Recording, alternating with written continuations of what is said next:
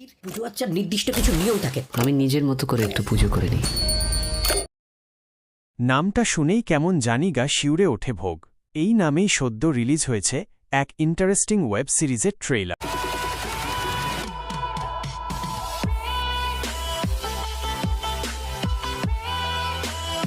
কন্টেন্টের দিক থেকে সাহসী, মেসেজের দিক থেকে গভীর।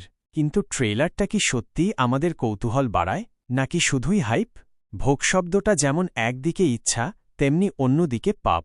আর এই ওয়েব সিরিজ ঠিক এই দ্বৈততার মাঝখানে দাঁড়িয়ে প্রশ্ন তোলে কে কাকে ভোগ করছে, মানুষ ইচ্ছাকে নাকি ইচ্ছা মানুষকে। ট্রেইলারের শুরুতেই মেলে এক রহস্যময় পরিবেশ। আলো আঁধারের খেলা, ডায়লগের মধ্যেকার থ্রেড সব কিছু মিলিয়ে একটা থ্রিল তৈরি করে। পরিচালক ক্যামেরার মাধ্যমে একটা অস্পষ্ট অস্বস্তি তৈরি করেছেন, যেটা একদিক থেকে প্রশংসনীয়। কাস্টিং নিয়ে যদি বলি, প্রথমেই চোখে পড়ে প্রধান অভিনেত্রী নতুন হলেও তার চোখের অভিব্যক্তি বেশ ইমপ্রেসিভ। আর পুরুষ চরিত্রের মধ্যে যারা আছেন তারা যেন এক একটা ছায়া পরিচিত অথচ ভয়ঙ্কর। সিরিজটা সম্ভবত মানবিক কামনা, অপরাধ, নৈতিকতা আর ক্ষমতার ব্যবধান নিয়ে খেলবে।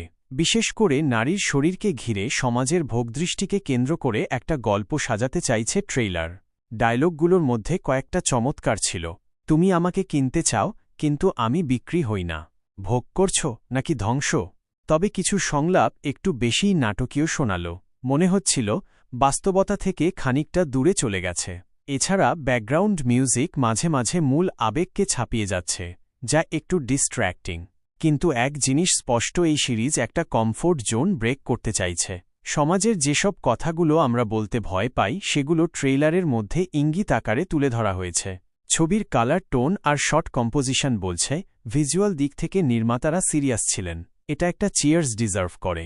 তবে ট্রেইলারের সবচেয়ে বড় চ্যালেঞ্জ হল এটা পুরো গল্প সম্পর্কে খুব বেশি ধারণা দেয়নি। এটা একদিক থেকে ভালো, কারণ স্পয়লার ফ্রি, কিন্তু অন্যদিকে দর্শকের মনে প্রশ্ন থেকেই যাচ্ছে আসলে গল্পটা কি। সব মিলিয়ে ভোগের ট্রেইলার একটা সাহসী প্রচেষ্টা।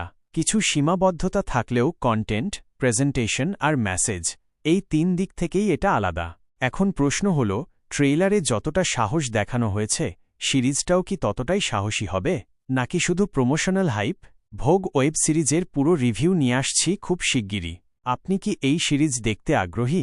নিচে কমেন্টে জানাতে ভুলবেন না। সাবস্ক্রাইব করুন সায়েন্সকোপ উইথ আলিম চলচ্চিত্রের পেছনের কথা জানার জন্য আর সবার আগে রিভিউ দেখার জন্য।